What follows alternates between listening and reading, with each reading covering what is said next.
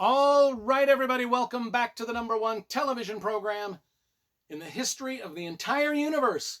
I am Brian Lee Durfee, author of The Forgetting Moon, The Blackest Heart, and The Lonesome Crown, all three books published by Simon & Schuster's Saga Press. Today I'm going to be reviewing a magnificent epic fantasy called Blood Song by Anthony Ryan.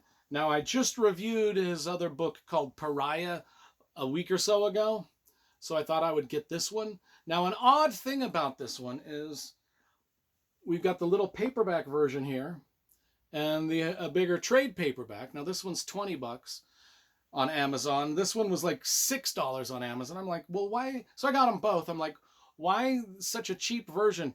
And here's the thing is, this is the only small paperback of the series. Like the rest of the entire series is available in the large trade paperback size for $20 a piece, but yet they only printed this small paperback once. So I did a little research on why they didn't print the rest of the series in the small version. I don't know why, but I can only conjecture why.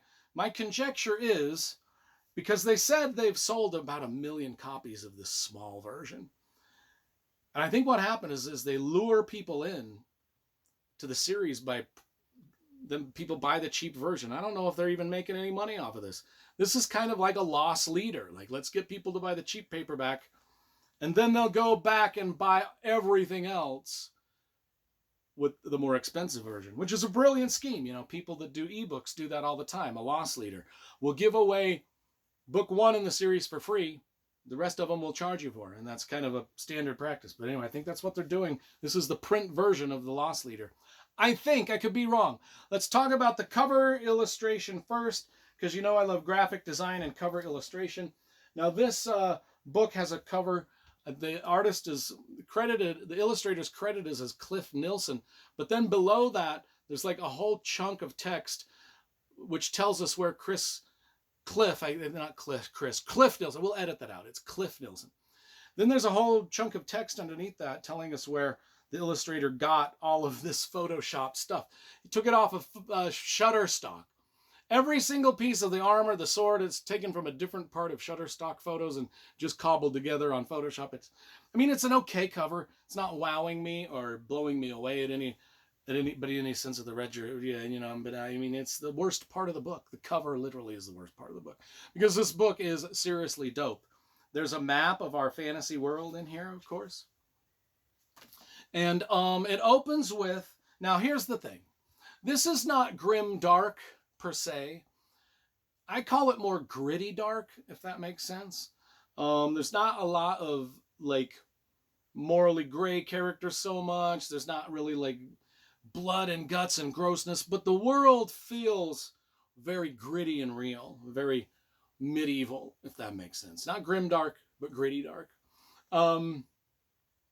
It opens with a prologue. In fact, I think this book was written for me. Before we get into the book, had I read this when I was a teenager, it would have vaulted itself into my favorite novel of all time when I was younger. And it's a damn good fantasy novel for me as an adult. I feel like it was written specifically for me. It's got everything in it that I like, including absolutely perfect writing for a medieval fantasy. But anyway, we open with the prologue. Valen Alsorna, I believe that's how you pronounce our main character, otherwise known as the Hope Killer. He's an older person now. He's been captured.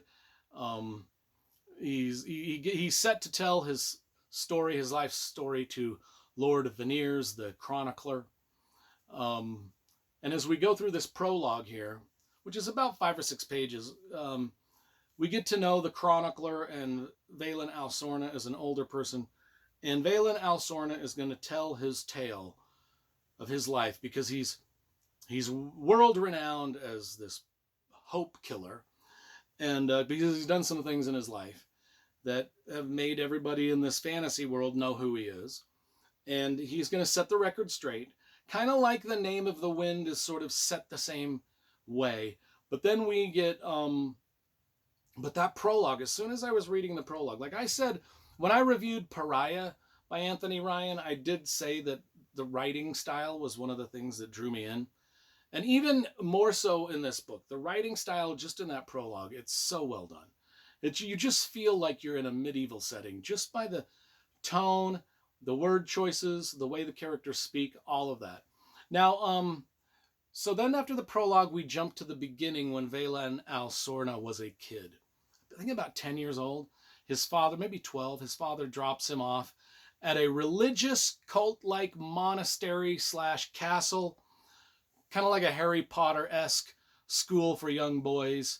But these young boys train to be warriors, fighters, and they do all of this behind the iron gate of a thing called the Sixth Order. It's a very, like I said, cult-like sort of training unit. It's like, you know, the military where you're bought in 100%. Like the military is your thing. Like you swear an oath. Like in Game of Thrones, like the guys that went to the wall, the ice wall, they had to, I mean, that was their life. They could not do anything else but that. Guard the wall, you know? Go up to the wall, guard the ice wall from the north. This is the Sixth Order in and they take it very, very seriously. It's like a very dirty Hogwarts with swords and axes and bows and hard work and physical training and very, very harsh punishments if you fail, and all of that in place of the magic. And all done with just like I said, the writing style here drips with medieval, ancient language and epic world building. I just loved everything about it. So Wherein Sorna, he goes to this school as a kid, and this is where he starts to tell his tale as he's a youngster at like 10 or 12 and then 14. And he grows up. He kind of grows up through this book to become an adult. And he goes on adventures, and some of the adventures are tied to the school. Like the school will send their recruits out into the wilderness by themselves and say, hey, you're going to have some adventures in the wilderness. A lot of you might not make it back. If you make it back, great, you've passed the test. And it seems to me like some of the things that were going on in the wilderness were sort of plotted and planned by the school. I'm not sure about that, but it just seemed to me like maybe it was, because Wherein Sorna on his adventures, he goes through, he meets some characters, he does some things, he has his first sort of life and death situations, like he creates life and death situations for other people. He befriends wild animals. And that's kind of the training they go through. There's just a very, you know, a lot of isolation in a lot of points, but then also a lot of these characters. And here's the thing is we meet all these characters in this school, almost like a military school, which is odd because I'm reading right now The Lords of Discipline by Pat Conroy, which is about a very, very strict military school. And I'm drawing a lot of comparisons between like the West Point type military schools and the military school that this guy's in the medieval fantasy world. And just how the hazing and the jokes that get told between the cadets and just how they bond and how they hate some cadets hate each other cadets, and some of them bond and form groups. And it's just you get to meet all of these characters from this military school, and you get to follow many of these characters kind of go on adventure and war and battle throughout the rest of the book with Wherein Sorna. And we get to see not only Wherein Sorna's sort of character arc as he becomes a warrior and grows up, but the other characters too, and how they change and how they all see each other differently after being in battle and all this kind of stuff. And in the beginning, some of these confrontations and some of these battles are just very personal. Just, you know, when Wherein goes out into the woods by himself and he meets people and has to kind of defend himself or defend others, it's very, like I said, gritty dark. It's very like real. It's not like Anthony Ryan is going over the top with the blood and guts, but you do feel the danger. You do feel the menace of this world that has been created, that these characters are adventuring through. And I really enjoyed it. I was like, this book has been written like specifically with my taste in mind. And I just was blown away. I mean, I liked that book Pariah. I gave it a really high score. But this book um, leaps and bounds better than most fantasy that's out there. Leaps and bounds. In fact, I would, if as a kid, this would be like I would be worshiping this book. Um, as an adult, it's a fucking fine book, and I would give it. I mean, it's for fantasy lovers. This is 10 out of 10 because it has everything you'd want in fantasy. It just does. I mean, there's no mistaking it. And so I will get the, we'll get the. We'll get the more expensive versions of the rest of the series for sure because I want to see where Anthony Ryan goes with this one. And I'll probably end up buying all of Anthony Ryan's books at this point.